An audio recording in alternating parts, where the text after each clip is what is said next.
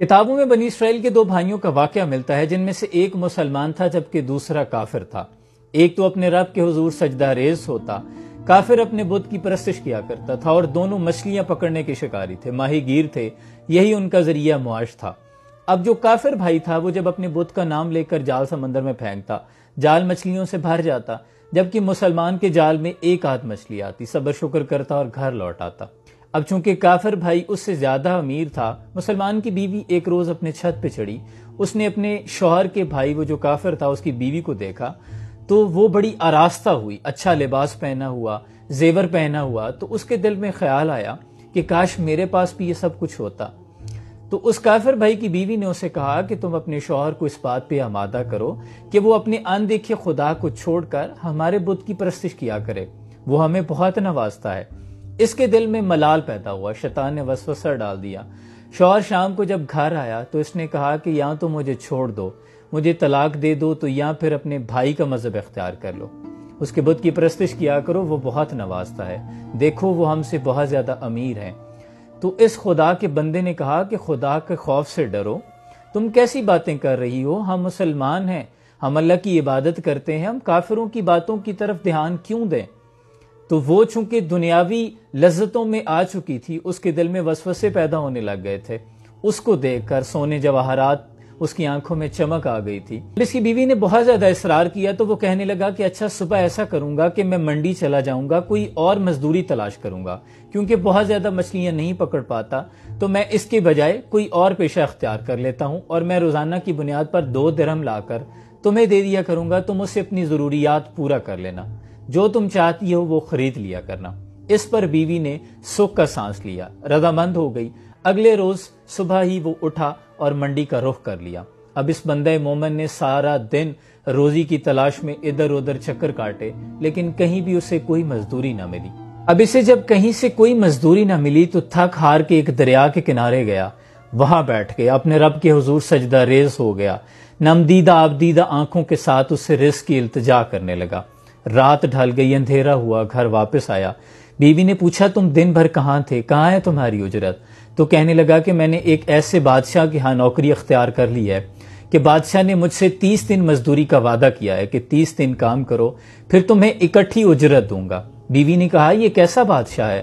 تو کہنے لگا کہ وہ بادشاہوں کا بہت بڑا بادشاہ ہے، اس کے پاس بہت زیورات ہیں، وہ بڑا مالدار ہے اور بڑا کریم ہے، اس نے مجھ سے 30 دن کا وعدہ کیا ہے۔ بیوی رضامند ہو گئی۔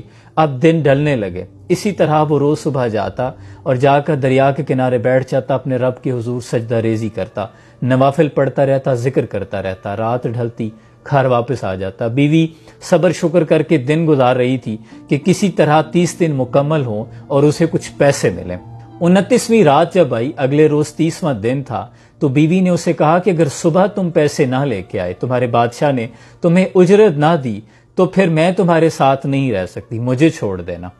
اب اگلے روز وہ تھوڑا مایوس ہوا، دل میں ندامت آئی، وہ کسی اور یہودی کے پاس چلا گیا۔ صبح اٹھتے ہی یہودی کے پاس گیا اور جا کے کہنے لگا کہ مجھے کوئی مزدوری دے دو، کام مل سکتا ہے؟ تو اس نے کہا ہاں کام تو مل سکتا ہے، لیکن میں تمہیں کھانا نہیں دے سکتا۔ اس بندہ مومن نے ٹوٹے دل کے ساتھ روزے کی نیت کی اور اس کا کام کرنا شروع کر دیا۔ اب 30واں دن تھا، گھر میں ایک انجان آدمی کی دروازے پر دستک ہوئی۔ بیوی نے دروازہ کھولا، مسافر نے کہا کہ یہ ہمارے بادشاہ نے تمہارے شوہر کی اجرت بھیجی ہے۔ اس کے ہاتھ میں 29 اشرفیوں کی ایک تھیلی تھی۔ اس نے کہا تمہارے شوہر نے 29 دن بادشاہ کا کام کیا ہے، لیکن آج وہ بادشاہ کی نوکری چھوڑ کر ایک یہودی کے پاس چلا گیا ہے۔ اگر وہ 30 دن مکمل کرتا تو بادشاہ اسے بہت انعام و اکرام سے نوازتا، لیکن یہ اس کے 29 دن کی اجرت ہے، 29 اشرفیاں، اور ایک اشرفی اس لیے کم ہے کیونکہ آج وہ کام پر نہیں آیا۔ اس عورت کو جب بہت زیادہ اشرفیاں مل گئی تو تھیلی میں سے ایک اشرفی نکالی اور بازار کا رخ کیا۔ سونار نے جب اس اشرفی کو چمکتے ہوئے دیکھا، خوش ہو کر بدلے میں 1000 درہم دے دیے۔ اس نے بازار میں سے اپنی ضرورت کی تمام چیزیں خریدی، اچھے لباس خریدے، زیورات خریدے، خوش ہو کر سامان لے کر گھر پہنچ گئی۔ شوہر کا انتظار کرنے لگی۔ مرد مومن جب تھکا ہارا شام کو گھر واپس آیا تو کہنے لگی تم آج کہاں تھے؟ اس نے کہا میں یہودی کے ہاں مزدوری کر رہا تھا۔ اس نے کہا تم نے اپنے بادشاہ کو کیوں ترک کر دیا؟ وہ تو بہت مہربان تھا۔ اس نے پھر اشرفیوں کا ماجرا بیان کیا۔ جب اس مرد مومن نے یہ سنا تو آنکھوں سے آنسو جاری ہو گئے۔ تر دامنی پہ شیخ ہماری نہ جائیو، دامن نہ چھوڑ دیں تو فرشتے وضو کریں۔ اور روتے روتے ہچکی باندھ گئی، بے ہوش ہو گیا۔ جب ہوش آیا تو کہنے لگا کہ ہائے رے میری قسمت، ہائے رے میری خواہش، میں نے اپنے بادشاہ کی عبادت سے غفلت کیوں کی؟ کیوں میں نے اپنے غفور و رحیم رب کو چھوڑ دیا جبکہ وہ میری حالت سے باخبر تھا؟ کیوں میں تمہاری باتوں میں آ گیا؟ اس کے بعد اس نے اس عورت کو چھوڑ دیا اور پہاڑوں کا رخ کیا۔ بقیہ زندگی اپنے رب کے حضور عبادت میں گزار دی، ریاضت میں گزار دی۔ دیکھیں میرے عزیز، اللہ کریم قرآن میں فرماتا ہے کہ بہت کم لوگ ہیں جو شکر کرتے ہیں، بہت زیادہ ہیں جو ناشکرے ہیں۔ اور سورہ رحمان میں وہ فرماتا ہے وہ ہر روز کسی نہ کسی کام میں ہوتا ہے۔ سورہ نام میں وہ فرماتا ہے کہ اس کے حکم کے بغیر کوئی پتہ بھی نہیں ہلتا۔ دیکھیں ہم نے رزق کی تلاش میں دنیا کا رخ کر لیا جبکہ رازق کو چھوڑ دی۔ الہاکم التکاثر، تمہیں مال جمع کرنے کی ہوس نے اس قدر غافل کر دیا، حتی زرتم المقابر، یہاں تک کہ تم نے قبریں جا دیکھی۔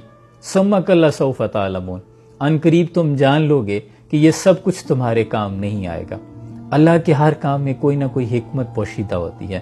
وہ اگر آج نہیں نواز رہا تو یقیناً اس میں کوئی حکمت ہے۔ جیسے ہم بڑے پیرنٹس جو والدین ہوتے ہیں وہ اپنے بچوں کو کوئی ایسی چیز نہیں دیتے جس سے انہیں نقصان پہنچے، انہیں خبر ہوتی ہے لیکن بچے کو علم نہیں ہوتا۔ اس لیے شکر کا دامن نہ چھوڑیں۔ وہ اپنے بندے کو آزمائش میں مبتلا ہی اس لیے کرتا ہے کہ وہ دیکھ سکے کہ وہ کتنا شکر کرتا ہے۔ اللہ کے حضور صلی اللہ علیہ وآلہ وسلم رات کی تنہائی میں، اندھیرے میں، رخ انور زمین پہ خاک پہ رکھ کے فرما رہے ہیں کہ اللہ تو مجھے میرے حال پہ نہ چھوڑنا۔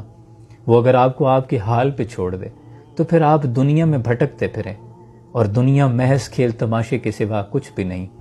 اگر تم فنا فی العشق ہونے کو بربادی سمجھتے ہو تو پھر یہ طے ہے کہ تم دنیا کو بنیادی سمجھتے ہو۔ اللہ کریم سے دعا ہے اللہ ہمیں ناشکروں کی بجائے شکر کرنے والوں میں شمار کرے، اور شکر کرنے والوں کو وہ بہت نوازتا ہے۔ اللہ آسانیاں حاصل اور تقسیم کرنے کا شرف عطا فرمائے۔ سلام پہنچے۔